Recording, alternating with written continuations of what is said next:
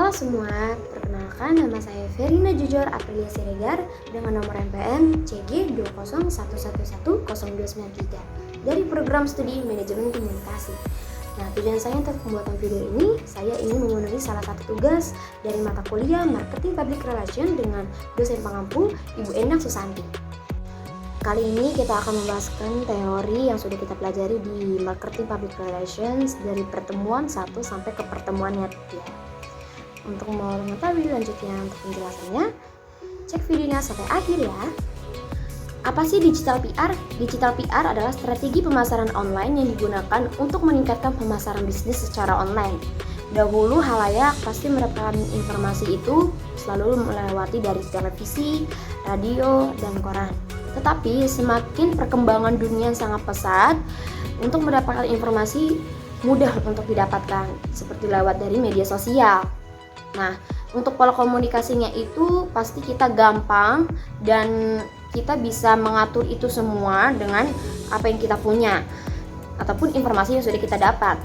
Dari perubahan pola komunikasi dahulunya, pasti kita menyebarkan informasi itu melalui media konvensional, di mana penyebaran itu tidak mencakup yang sangat luas dan tidak akan mendapatkan feedback dari siapapun. Tetapi dengan digital PR tersebut, kita bisa menyebarkan informasi secara lebih luas dengan melalui media sosial, dan itu juga mendapatkan feedback yang sangat lebih beragam. Apa sih membedakan dari media konvensional dan digital PR? Kalau dari media konvensional pastinya berita informasi tersebut hanya dapat dilakukan oleh satu arah. Tetapi kalau dari digital PR itu sendiri pastinya akan dapat dilakukan oleh dua orang untuk saling bertukar pikiran. Nah, kalau dari media konvensional sendiri pastinya berita tersebut hanya dapat dilihat oleh mereka saja. Tapi kalau dari digital PR pastinya berita tersebut akan menjadi lebih viral ataupun jadi lebih hype dan lebih juga terstruktur oleh media konvensional, tetapi oleh digital PR sendiri informasi tersebut bisa menjadi lebih fleksibel.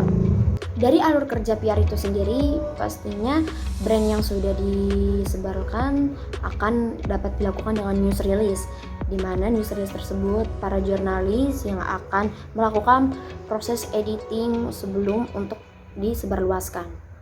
Maka dari itu sesudah diediting, para jurnalis akan membagikan itu ke media coverage untuk menyebarkan luaskan pesan tersebut secara lebih luas. Keterampilan dan kemampuan PR yaitu dari human relations, di mana kita harus membangun relasi dan memelihara diri kita sendiri. Dan yang kedua yaitu media relation, di mana kita harus menjalin hubungan baik dengan para jurnalis dan para media-media lainnya. Yang ketiga dari government relations, di mana para lembaga itu harus menjalin hubungan baik juga untuk para lembaga-lembaga lainnya. Yang terakhir yaitu customer relations, di mana para pelanggan harus kita menjalin hubungan yang lebih baik lagi untuk para pelanggan, untuk mendapatkan keluh kesah dan apa yang harus kita capai dan untuk memperbaikinya kembali. Lanjut ke marketing public relations. Apa sih marketing public relations? Marketing public relations itu sendiri adalah proses perencanaan program-program yang terjadinya kemungkinan pembelian dan kepuasan para konsumen, di mana para PR tersebut harus menciptakan antara suatu organisasi dengan organisasi lain dengan atau perusahaan lainnya agar bisa menjalin hubungan yang baik, dan di mana para marketing itu juga harus melakukan aktivitas pemasaran yang bernilai sangat tinggi para pelanggan yang kemudian tumbuh dengan keinginannya manusia, dengan tujuannya yaitu menjadikan perusahaan sebagai pemimpin yang dia dalam bagian pasar. Lanjut kepada manfaat dari marketing tersebut yaitu untuk membangun kepercayaan para konsumen. Dan yang terakhir itu dari contoh marketing public relations yaitu menyiapkan kontes-kontes ataupun event-event yang sangat menarik.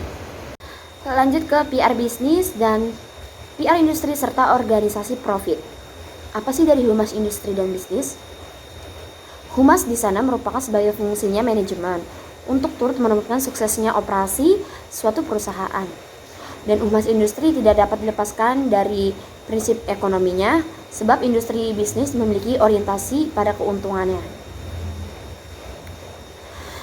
Dan humas industri dan bisnis apabila dirinci dengan lebih jauh lagi, banyak hal yang berpengaruh pada kehidupan operasionalnya, seperti kesamaan hak dan peluang untuk memperoleh pekerjaan untuk orang-orang yang menimbulkan undang-undang dan ketentuan pemerintah. Apa sih peranan humas industri dan bisnis?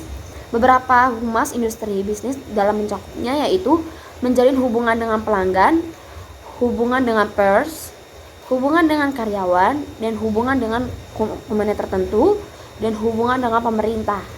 Dan maksud dari humas industri dan bisnis tersebut yaitu mendorong tercapainya sama-sama pengertian pada umum tujuan dengan perusahaan dan meningkatkan kolaborasi peranan pemasaran dengan public relations. Contoh aktivitas humas industri dan bisnisnya yaitu misal saat sebuah perusahaan produsen mobil akan meluncurkan mobil keluarga, di mana PR tersebut akan membuat suasana umum pentingnya dengan menariknya mobil tipe keluarga ini.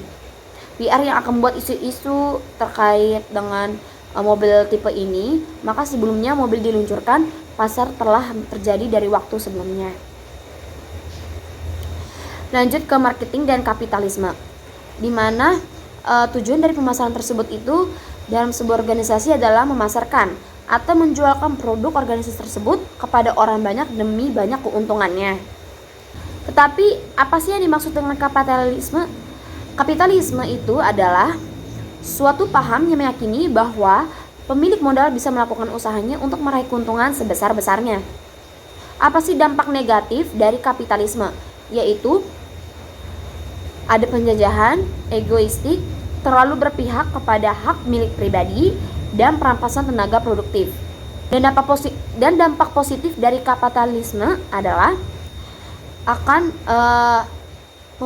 mendorong aktivitas ekonomi secara signifikan, persaingan bebas, akan mewujudkan produksi dan harga ke tingkat wajar dan rasional, dan mendorong motivasi perilaku ekonomi mencapai prestasi yang terbaik, atau kreativitas masyarakat menjadi lebih tinggi karena adanya kebebasan melakukan segala hal yang terbaik untuk dirinya. Dan kekurangan dari kapitalisme itu sendiri yaitu tidak ada persaingan sempurna, yang ada persaingan tidak ada sempurna dan persaingan monopolistik. Ataupun kekurangannya itu adalah kapitalisme yaitu membuat ekonomi berorientasi pada uang. Perusahaan bisnis akan melihat ekonomi dengan titik pandang materialistik. Apa sih PR dalam organisasi profit? Hal ini dapat dilakukan dengan menyusun berbagai strategi komunikasi yang baik, yang kemungkinan digunakan sebagai acuan untuk menjalin komunikasi dengan publik suatu organisasi atau perusahaan profit. Sekian, itulah penjelasan pertemuan dari 1 sampai pertemuan 3. Mohon maaf apabila ada kesalahan kata atau kekurangan kata. Semoga pembahasan tersebut bisa bermanfaat buat kalian semua. Terima kasih.